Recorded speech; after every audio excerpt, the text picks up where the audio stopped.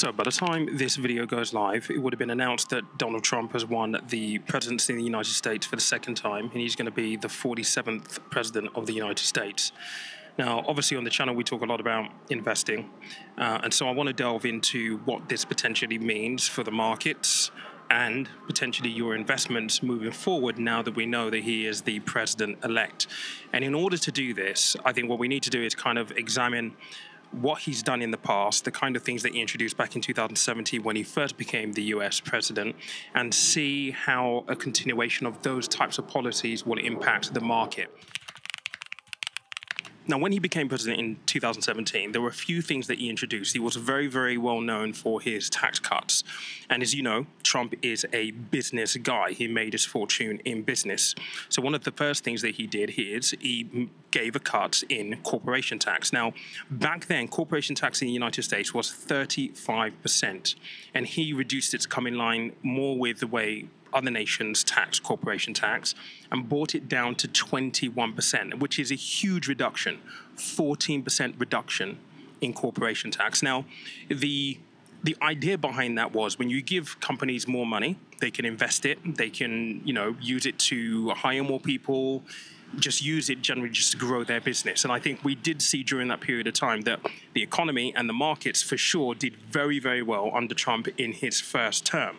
The other thing that he introduced was he introduced something called immediate expensing, which basically meant that companies, if they spent a certain amount of money on certain things, could, for a period of 5 years, get essentially a deduction in the overall cost of, so tax essentially in the cost of investing that money.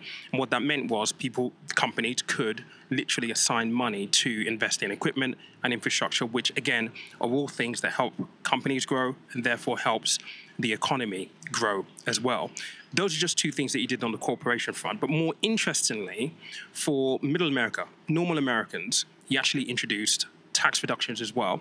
And those tax reductions are actually due to expire in 2025, which in the commentary that I'm hearing as being really one of the big deciding factors around why he's actually won this time round. People are asking themselves, am I better off now than I was when Trump was president for those 4 years back then?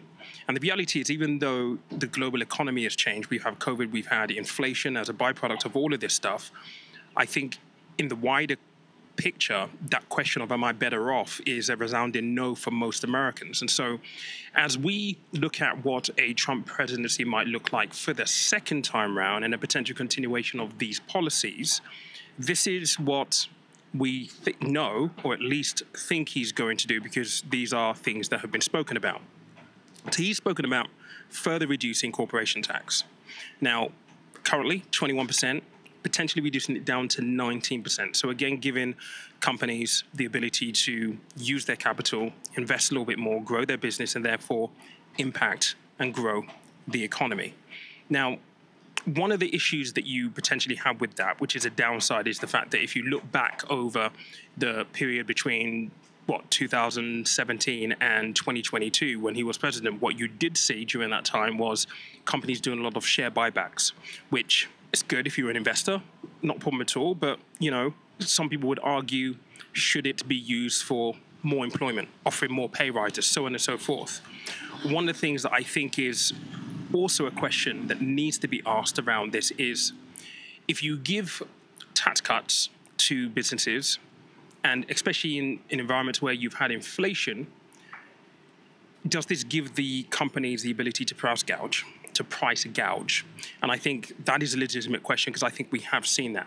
He has run this campaign on talking about the fact that he's going to try and reduce costs as though it's within his realm of control as president.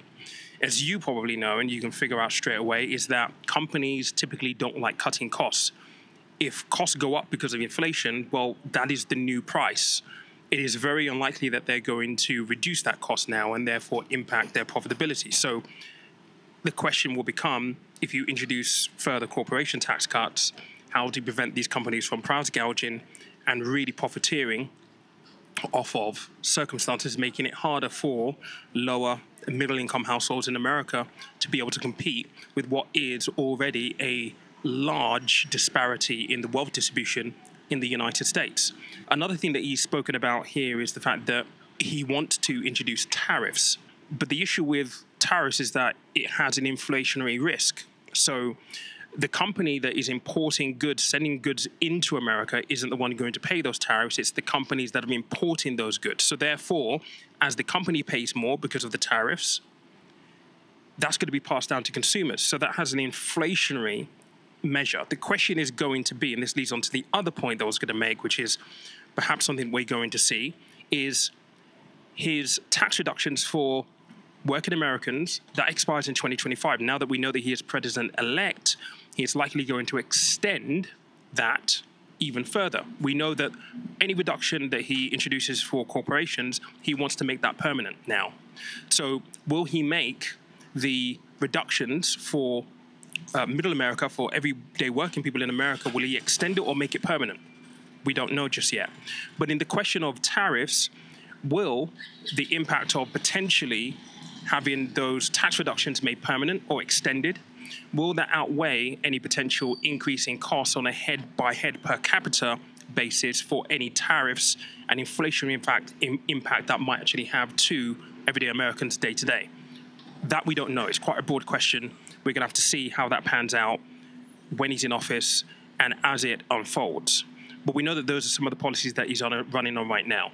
Interestingly, on the global stage, though, and this is probably going to be the wider and interesting question, is how is he going to handle the likes of Russia with Ukraine? How is he going to handle the Middle East right now? Does he really get on with Bibi? I mean, I think assuming that he's going to make the right moral decision, whatever you might think that might be, isn't going to be the likely outcome. He'll look after America's interest, and that can be problematic in the Middle East. I'm not a Trump guy. I think one of the things that Biden has been very, very weak on is putting his foot down with Israel and saying, look, we're not going to stand for you doing this, regardless of how this all started. Will he take a different position? I don't know. Now, he's known as a businessman, art of the negotiation. Is this the time for him to pull that out of his hat and really try and be this great negotiator that he professes himself out to be on the global stage? We don't know. And that's going to be very, very interesting to see how that unfolds. But I guess the next 4 years, starting in January, once he's sworn in, is going to be extremely interesting.